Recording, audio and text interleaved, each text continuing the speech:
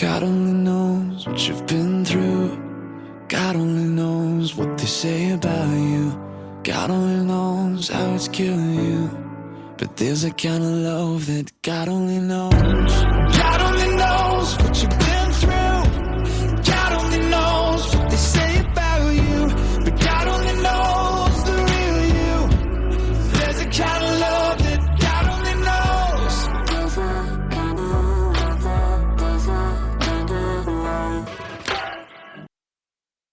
Welcome to Season 3, Episode 25 of Your Journey is Not Over.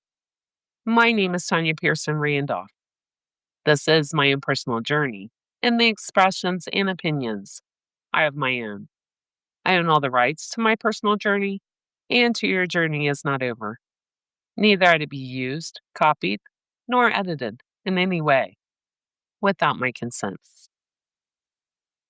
Well, as I said in last Thursday's episode, I'm jumping back on track with discussing and sharing about my own personal experience with anxiety and panic attacks, in which I also now know and understand I had depression and PTSD from so much past traumas.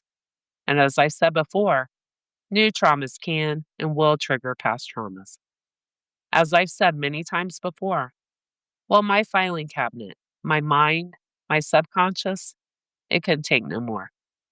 So as I just shut down, I shut myself away from the world and I retreated to the only place that felt safe to me, my home. I had grown fearful of death and my mind began playing tricks on me. I now, looking back, call that the devil. He wanted me fearful. He wanted me to lose my self-confidence. And he wanted me stuck in my traumas, my hurt, my pain. He wanted me isolated.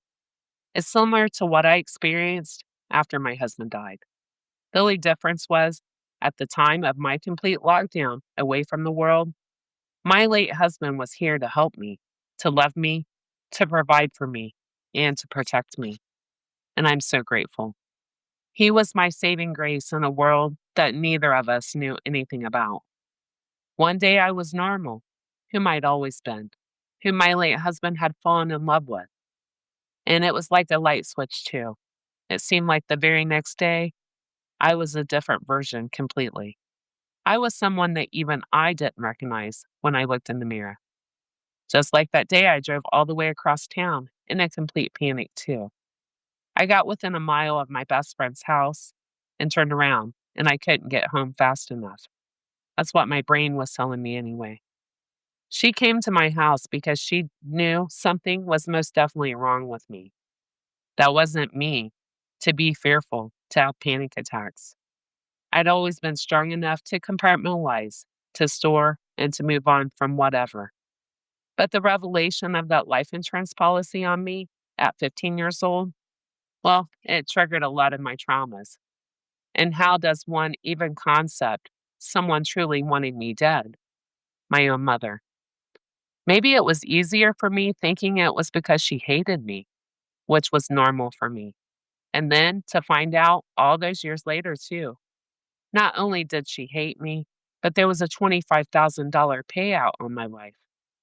I was worth more dead than alive. I was disposable, like a piece of trash. It's hard to concept, and it was hard for me to begin to wrap my head and my heart around. So that day, my best friend came to my house. She was really worried about me. Even then, I told her, I don't know what's wrong with me. Yes, I knew that this was not normal, at least not for me.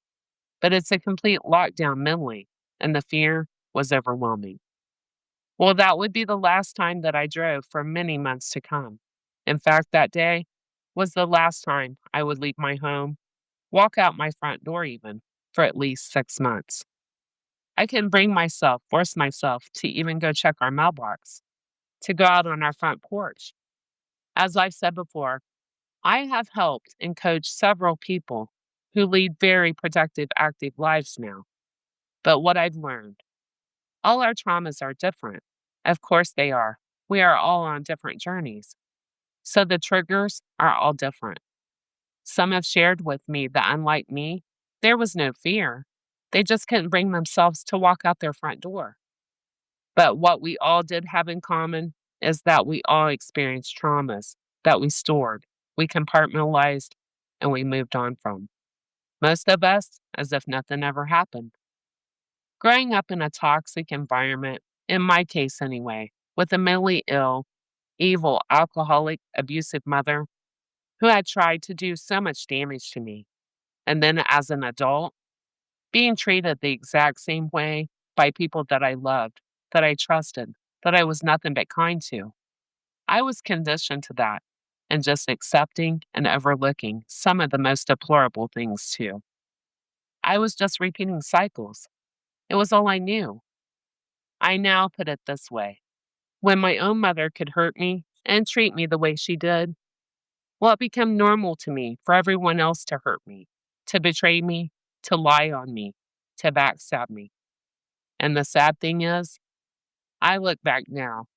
It was normal for me to overlook, to make excuses, to forgive anything and everything, or even to profusely apologize, even when I wasn't in the wrong, just to keep the peace and feel loved. Hey, if my mother can do all that she did to me and get by with it, and I still had love for her, well, everyone else jumped right on that bandwagon and followed suit. As I now say, same demonic energy, just different vessels that the devil used.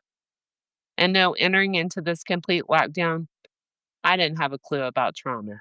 Again, it was just my life, what I was born into, whom I was born to.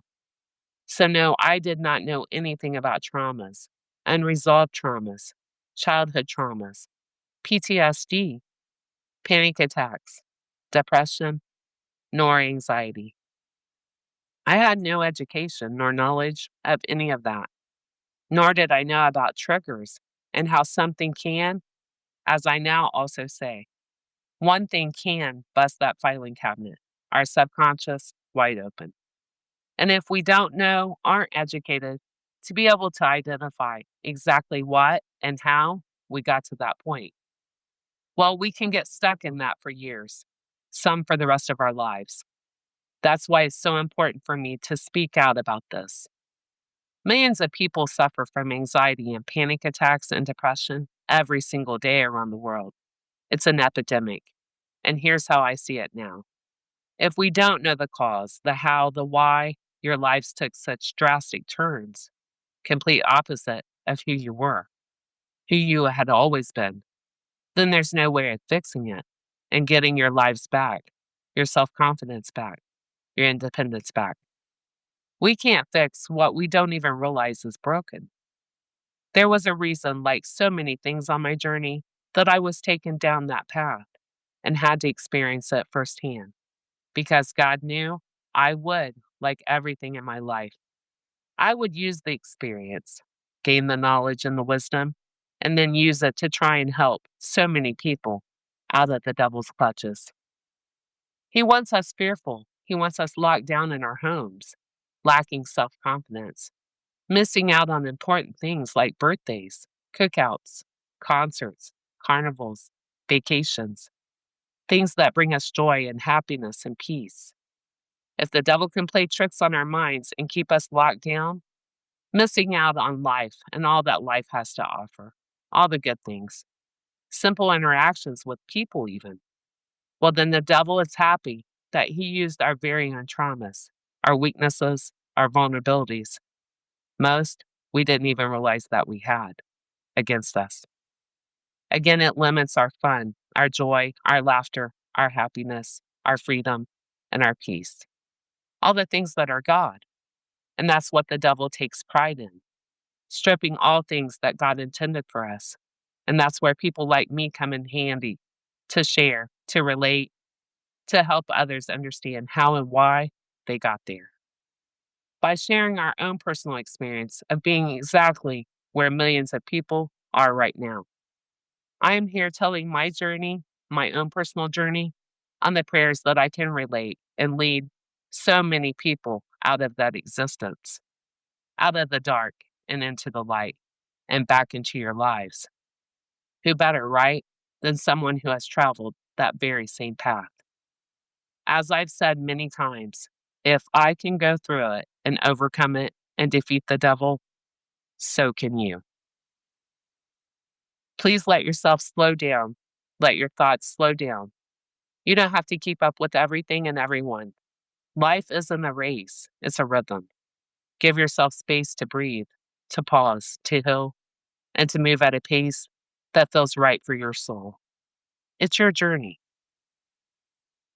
Sometimes you go through the storm not to destroy you, but to remove what and who no longer belongs in your life. God allows certain storms to take out what and who needs to be taken out. So what remains is stronger, pure, and ready for what He has next for you. And I'm going to end today with these scriptures.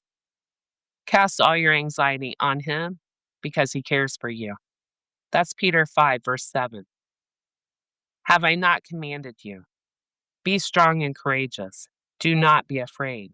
Do not be discouraged, for the Lord your God will be with you wherever you go. That's Joshua 1, verse 9. And also food for thought. Did you know listen and silent are spelled with the same letters? It gives one something to think about. Well, this concludes my podcast for today. Please join me Thursday. Listen in. And always remember, your journey is not over. God bless. God only knows what you've been through. God only knows what they say about you. God only knows how it's killing you. But there's a kind of love that God only knows. God only knows what you've been